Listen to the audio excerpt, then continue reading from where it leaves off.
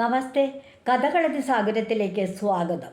അപൂർവങ്ങളിൽ അപൂർവങ്ങളായ കഥകൾ, പുരാണ കഥകളാണ് കേട്ടോ ഞാൻ പറഞ്ഞുകൊണ്ടിരിക്കുന്നത്.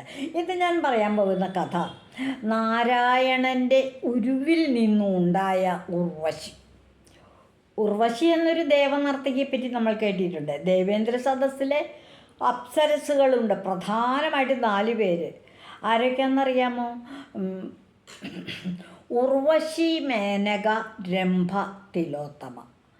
ഇതിൽ നേരത്തെ ഉർവശി പിന്നീട് വന്നതാണ്. നേരത്തെ 3 പേരുണ്ടായിരുന്നത്.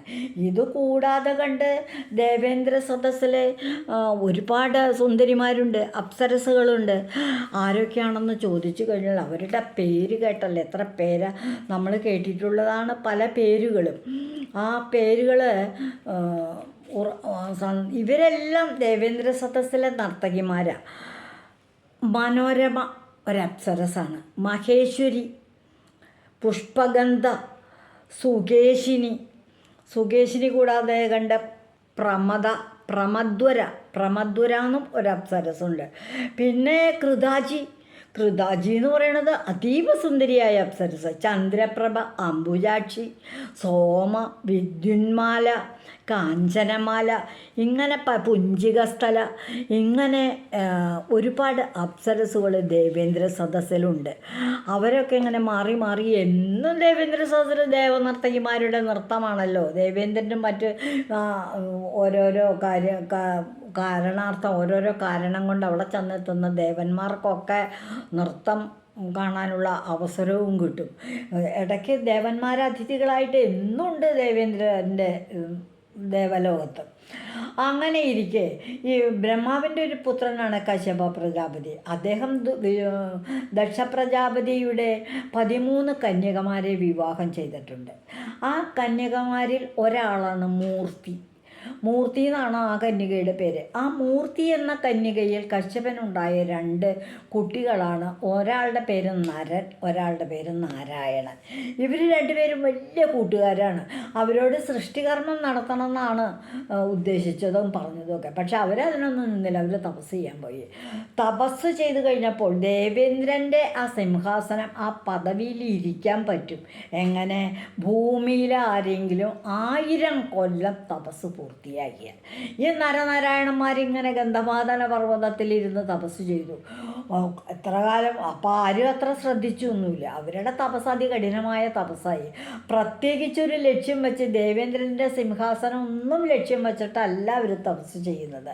അവരുടെ തപശക്തി വർദ്ധിപ്പിക്കുന്നതിനായിരുന്നു. പക്ഷേ ദേവേന്ദ്രൻ തെറ്റിദ്ധരിച്ചു. കാരണം 100 കൊല്ലം കഴിഞ്ഞ്, 200 കൊല്ലം കഴിഞ്ഞ്, 500 കൊല്ലം കഴിഞ്ഞ്, 800 കഴിഞ്ഞ്, 900 950 ഇത് കഴിഞ്ഞിട്ട് ഇവർ തപസ് നിർത്തണില്ല. ഇവരുടെ കാര്യസാധ്യമൊന്നും ആയിട്ടില്ല. ദേവേന്ദ്രൻ്റെ ഒരു പേടി, ഇവരിത് 1000 തികച്ചിട്ടുണ്ടെങ്കിൽ തൻ്റെ സിംഹാസനം അങ്ങോട്ട് ഒഴിഞ്ഞു കൊടുക്കണം. അങ്ങനെയാണ് ദേവന്മാരുടെ നിയമം. അപ്പോൾ അതുകൊണ്ട് ദേവേന്ദ്രൻ എന്ത് ചെയ്തു? ഇവരുടെ തപസ് മുടക്കാനായിട്ട് വലിയ ആനയെ കയറ്റി വിട്ടു. ആന അവരുടെ കോപിച്ചുകൊണ്ട് അവർ ഉപദ്രവിക്കാനൊക്കെ തുടങ്ങി. അവരതിനൊന്നും അത്ര ശ്രദ്ധിച്ചില്ല.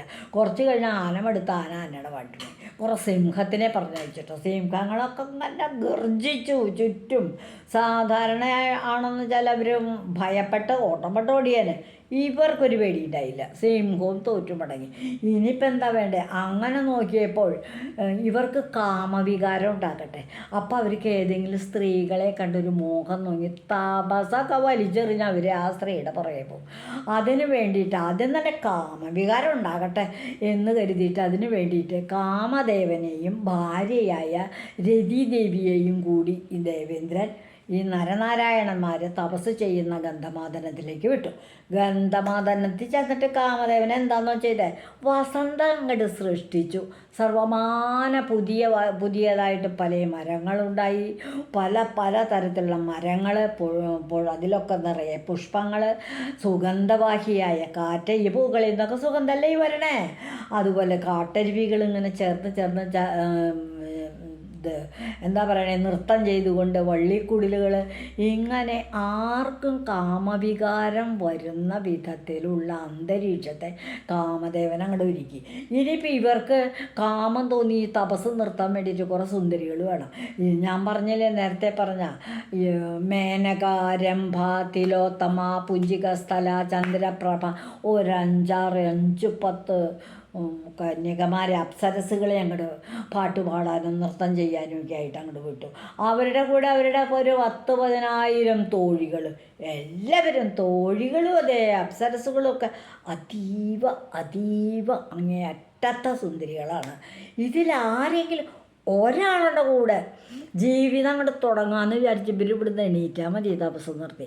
ദേവേന്ദ്രന് സമാധാനമായി. 1000 കൊല്ലത്തിന് മുമ്പ് ഇവരെ എണീപ്പിച്ചു വിട്ടില്ലോ, തപസ് മുടക്കിയില്ലോ. അതിനു വേണ്ടി ശ്രമിച്ചു. എല്ലാവരും കൂടി വന്നിട്ട് എന്തിനു പറയണ, ഗന്ധമാദന പർവ്വതത്തിൽ കാമകേളി നടത്താൻ ഒരുങ്ങിയിട്ടാണ് വന്നിരിക്കുന്നത് ഈ സ്ത്രീകൾ മുഴുവൻ. നരനാരായണന്മാരാണെങ്കിൽ ഇതൊന്നും കണ്ട പാട്ടില്ല. അവരിങ്ങനെ ഇരുന്ന് ഈശ്വരഭജനം നടത്തുകയാണ്, തപസ് ചെയ്യാണ്. കുറച്ച് കഴിഞ്ഞപ്പോൾ മഹർഷി മിണ്ടാതെ കണ്ട് ഇങ്ങനെ നോക്കി ഇന്നതാണ് കാര്യം എന്ന് കണ്ടപ്പോൾ കാര്യം മനസ്സിലായി. ഇപ്പോൾ മിണ്ടാണ്ട് അവിടെ ഇരുന്നു. നാരായണ മഹർഷിക്ക് ദേഷ്യം അത്ര പെട്ടെന്ന് അങ്ങോട്ട് ഒതുങ്ങില്ല. അദ്ദേഹത്തിന് ദേഷ്യം വന്നിട്ട്, ഓ ഈ സുന്ദരികളെയൊക്കെ കൊണ്ടുവന്നിട്ടാണോ ഇനി എൻ്റെ മനസ്സിളക്കാൻ നോക്കണേ ദേവേന്ദ്രൻ? കാര്യം മനസ്സിലായി. ഞങ്ങൾ ഈ 1000 കൊല്ലം തികച്ചിട്ട് ദേവേന്ദ്രൻ്റെ സിംഹാസനം പിടിച്ചു പറ്റാനൊന്നുമല്ല, തപശക്തി വർദ്ധിപ്പിക്കണം എന്നുള്ളൊരു ലക്ഷ്യമേ അവർക്കുണ്ടായിരുന്നുള്ളൂ. അതുകൊണ്ട് ഞങ്ങളുടെ ദിവസം മുടക്കാൻ ഈ സുന്ദരിമാരെ കൊണ്ടുവന്നേക്കണേ. ഇതൊക്കെ ഒരു സുന്ദരിമാരാണോ? ശരിയായ സുന്ദരിയായ പെൺകുട്ടി ഏതാണെന്ന് ഞാനിപ്പം കാണിച്ചു തരാം എന്ന് പറഞ്ഞുകൊണ്ട് ഈ നാരായണ മഹർഷി എന്ത് ചെയ്തിരുന്നു, തൻ്റെ തൊടയിൽ കൈകൊണ്ട് ആഞ്ഞൊരട്ടടി അങ്ങോട്ട് അടിച്ചു. തൊടയിലടിച്ച വഴിക്ക് എന്താണ്ടായേ, പെട്ടെന്ന് തൊടയങ്ങോട്ട് പിളർന്നു.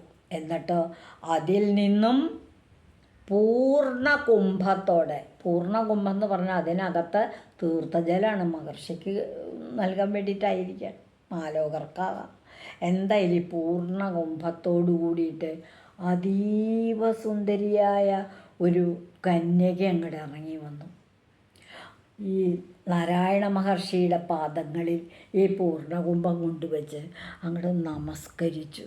അവിടെ നിന്ന് എഴുന്നേറ്റ് ഈ കൂടി നിൽക്കുന്ന അങ്ങോട്ട് കത്തി ജ്വലിക്കുന്ന തേജസ്സോടുകൂടി ആ കന്യക ഈ അപ്സരസുകളെയും അവരുടെ കൂടെ തോഴിമാരായിട്ട് അകമ്പടി സേവിച്ച് കൊണ്ടുവന്നിട്ടുള്ള 10,000 തോഴിമാരെയും ഒക്കെ ഒന്നങ്ങോട്ട് നോക്കി. എന്നിട്ട് വളരെ മനോഹരമായ വിധത്തിൽ ഒരു ദേവസ്തുതി പാടിക്കൊണ്ട് അങ്ങോട്ട് നൃത്തം വയ്ക്കാൻ തുടങ്ങിയപ്പോഴേ ഈ വന്ന കന്യകമാർക്കേ നാണായിപ്പോയി. ഈ സുന്ദരിയുടെ മുമ്പിൽ നമുക്കെന്ത് സൗന്ദര്യം, നമ്മളൊന്നും ആരും അല്ല. ഇത്ര നല്ല സുന്ദരിയായിട്ടുള്ള ഒരു പെൺകുട്ടി ഇവിടെ ഉള്ളപ്പോൾ ആ പെൺകുട്ടി ഊരുവിൽ നിന്ന്, ഊരു എന്ന് പറഞ്ഞാൽ തുട, നാരായണ മഹർഷിയുടെ ഊരുവിൽ നിന്നും ജനിച്ച ആ കന്യകയെ ഈ വന്ന അപ്സരസുകളും തോഴിമാരും ആകാശ ദേവലോകത്ത് നിന്നുകൊണ്ടുള്ള ദേവീദേവന്മാരൊക്കെ പുഷ്പവൃഷ്ടി നടത്തി ഈ കന്യകയെ ഊരുവിൽ നിന്ന് ജനിച്ച പെൺകുട്ടി എന്നുള്ള അർത്ഥത്തിൽ ഉർവശി നീണാൽ വാഴട്ടെ, ഉർവശി നീണാൽ വാഴട്ടെ എന്നങ്ങടെ ആശംസിക്കാൻ തുടങ്ങി, അഭിനന്ദിക്കാൻ തുടങ്ങി. മാത്രമല്ല അവർ പോയോടു കൂടിയിട്ട് അവരുടെ കൂടെ നാരായണ മഹർഷിയെ നമസ്കരിച്ചുകൊണ്ട് ഈ ദേവേന്ദ്ര സദസ്സിലെ നർത്തകിമാരോടൊപ്പം, അതായത് രംഭ, തിലോത്തമ, മേനക, പുഞ്ചികസ്ഥല, ചന്ദ്രപ്രഭ, ദേവപ്രഭ ഇവരുടെയൊക്കെ കൂടെ ഉർവശി കൂടി അങ്ങോട്ട് പോയി.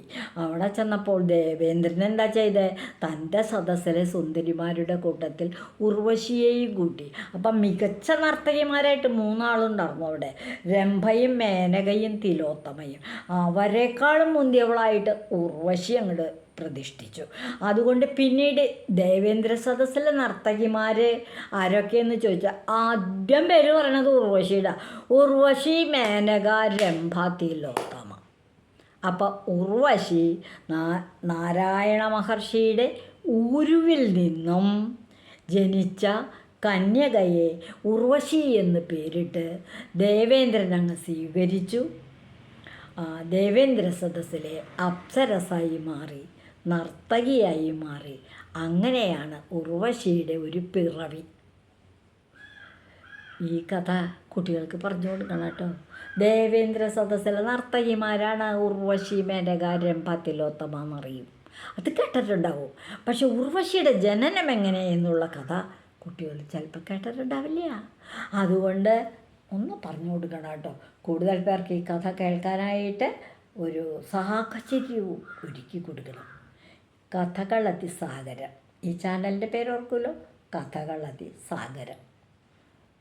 ഇതുവഴി വന്നാലും ഇത്തിരി നേരമിരുന്നാലും കഥകൾ കേട്ടാലും കളിയായി പറയും കഥയാണേ, കാര്യം പറയും കഥയാണേ.